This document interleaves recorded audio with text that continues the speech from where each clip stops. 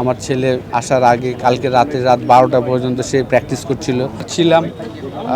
তারপর প্রফেশনাল প্লেয়ারও যখন ছিলাম তখন আমি এই দিনটার জন্য ওয়েট করতাম। খুবই ভালো লাগে যে সব এক্স প্লেয়াররা এসে এই 16ই ডিসেম্বরে বিজয় দিবসে আমরা সবাই একত্র হয়ে খেলি। তো আমি আসলে ওয়েট করছিলাম যে আমি এই টিমে কবে খেলবো। তো লাস্ট ইয়ার যেহেতু আমি খেলা থেকে সরে গিয়েছি, এখন এই বছর আমার একটা অপরচুনিটি হয়েছিল, তো খেললাম। খুবই ভালো লাগছে, সবাইকে পাওয়া যায় একই টিমে। যেমন শহীদ মুস্তাক আমাদের টিমে 5জন ক্যাপ্টেন, তো তাদের সাথে দেখা খেলা, তো এটা আলাদা একটা অনুভূতি, আলাদা একটা মজা। মাঠের মধ্যে অনেক স্লেজিং হচ্ছিল দেখছিলাম। এটা তো অবশ্যই। দেখেন আমরা যারা এখানে খেলছি সবাই জেতার জন্য নামি, তো অবশ্যই জেতার জন্য যা যা প্রয়োজন সেই জিনিসগুলো তো সবাই আমরা করে থাকি। আবার যেহেতু সবাই আমরা খুব ক্লোজ, তো সবাই উইক পয়েন্টটা তো আমরা জানি যে কোন জায়গায় কি বললে কি হবে, সেই জিনিসটাই করা হচ্ছিল। হ্যাঁ, আমি তো এনজয় করি আসলে এখনও, যেহেতু আমি বেশি দিন হয়নি যে আমি খেলা ছেড়েছি। আমি 4-5 মাস আগেও ইংল্যান্ডে পুরো সিজন খেলে এসেছি, তো স্টিল আমি খেলাটা এনজয় করি, লাভ করি, তো ভালো লাগছিল। হ্যাঁ, ছক্কা রান করতে পারিনি আজকে। আসলে আমাদের শুরুতেই 3জন ব্যাটসম্যানই আসলে আমরা এলবিডব্লিউ হয়ে গিয়েছিলাম। এই ম্যাচগুলোতে আসলে আমরা আশা করেছিলাম যে আমাদের হয়তো বা একটু রিভিউ সিস্টেম থাকবে, সেই সিস্টেমটা ছিল না বলে আসলে টপ 3 আউট হয়ে গিয়েছে। রিভিউ থাকলে মনে হয় এলবিডব্লিউ পেতাম, রিভিউ থাকলে। প্রতিপক্ষ বলতেছিল আম্পায়ার আপনাদের 3টে এলবি দিয়েছে। হ্যাঁ, সেটাই তো, একদম শুরুতেই আমাদের টপ 3 ব্যাটসম্যান যারা ভালো করার সম্ভাবনা ছিল তাদেরই আসলে আউট দিয়ে দিয়েছেন। তারপরে আমি বলবো যে নাদিফ এবং তুষার ভাই যে এক্সপিরিয়েন্স এবং তারা যে মিডল অর্ডার ব্যাটসম্যান যেভাবে খেলতে হয় সেই জিনিসটাই করেছে। এটা তো অবশ্যই ভালো লাগছে। আসলে তারা খুব এক্সাইটেড, এই 16 ডিসেম্বরে মাঠে আসবে।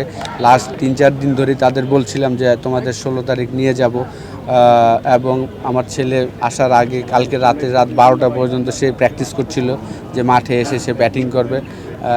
তো ভালো লাগে আসলে যখন সন্তানরা আসে, বাবারা খেলছেন, এবং আর কি বাবারা যদি ভালো কিছু করে তারা প্রাউড ফিল করে। যদি আমার বাচ্চাগুলো খুবই ছোট, বেশি বড় না, তারপরেও তারা খুব প্রাউড ফিল করে।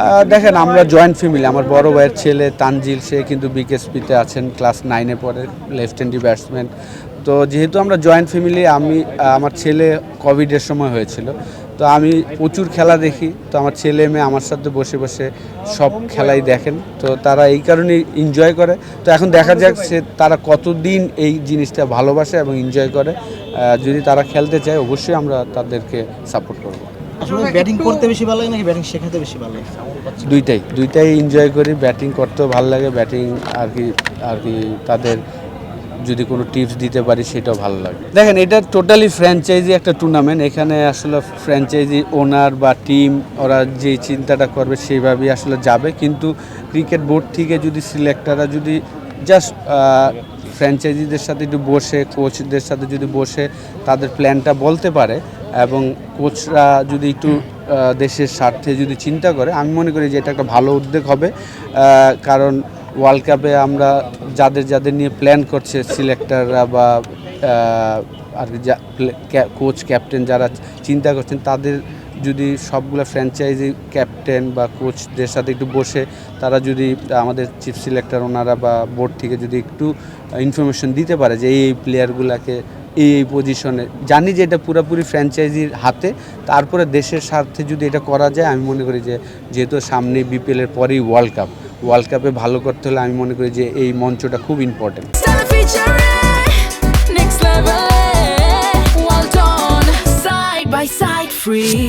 না দেখেন, প্রত্যেকটা প্লেয়ারই কিন্তু ফার্স্ট ক্লাস ক্রিকেট খেলে এসেছেন। প্রায় 7টা রাউন্ড তারা খেলেছেন, আপনার 7টা উইক তারা 4 ডে ম্যাচ খেলে এসেছেন। তো সাথে সাথে রেস্টটাও খুব ইম্পর্টেন্ট।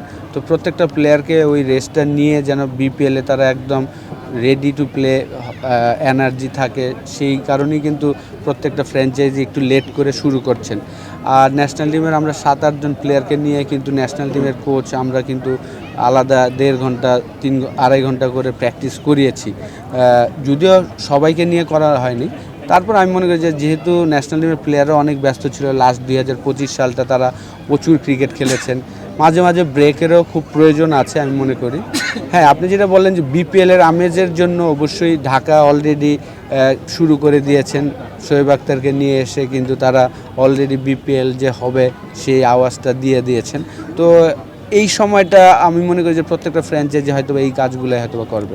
অবশ্যই এই বিশ্বকাপে আমরা যদি ভালো করতে হয়, যেহেতু আমাদের গ্রুপটা খুব স্ট্রং গ্রুপ, এই গ্রুপ থেকে যদি টপ 8-এ যেতে হয়, সেখানে আপনার বিপিএলের যে 10 থেকে 12-13টা ম্যাচ খেলার অপরচুনিটি পাবে প্রত্যেকটা প্লেয়ার, তারা যেন রাইট ট্র্যাকে থাকে, পারফরমেন্সটা যেন তাদের আপ টু দ্য মার্ক থাকে, তাহলে কিন্তু আমরা ওয়ার্ল্ড কাপে যে ভালো রেজাল্টের আশা করতে পারি।